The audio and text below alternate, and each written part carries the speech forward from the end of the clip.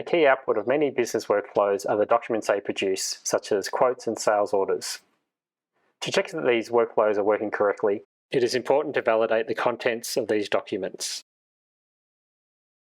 The document validation test step provides a comprehensive no-code solution for validating and storing the contents of documents. When recording a test using the recorder, on downloading the file, the document validation step is automatically added.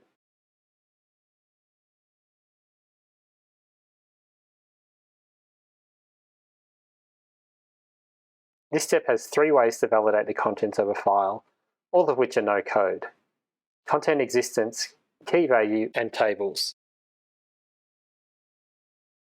Firstly, the most basic validation is the existence or non-existence of a text string anywhere in the file. Secondly are key value pairs.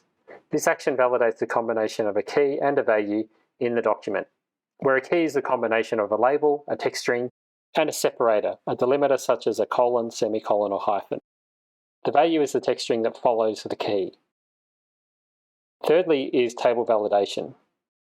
After selecting the table in the document based on the order that the table occurs in the document, each action targets one cell in the table. The row and column numbers identify the cell in the table, and the value is the text to be validated.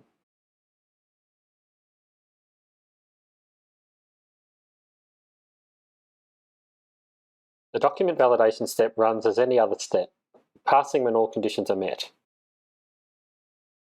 When it does fail, it identifies exactly in the document where the error is, what the value is in the document, and the expected value.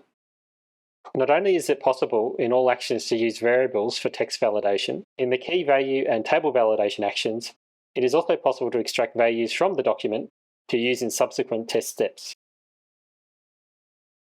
Thanks for watching.